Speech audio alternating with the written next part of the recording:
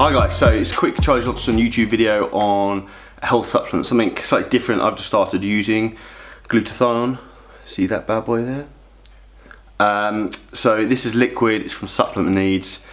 Glutathione itself tastes pretty disgusting. So basically you're taking around a tablespoon of this, teaspoon of this, every morning with meal. It's sweetened a little bit with stevia, some aftertaste. Glutathione basically is designed to help repair and protect the liver, so it has massive antioxidant benefits, prevents free radical damage, and it is highly effective. So anyone who's really pushing their body to the max, I would highly suggest using Glutathione. It is clinically proven that it does actually work in repairing liver damage if you have got that, and it helps with overall sort of cell function and general health.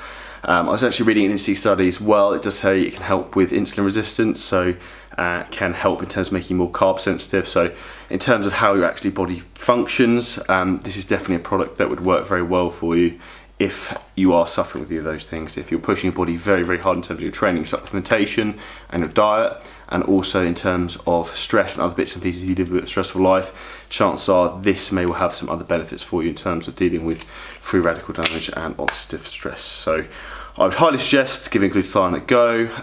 Get used to taste, it's a bit of a weird one, but it's something I brought into my health supplement regime and I've given it a try for the time being.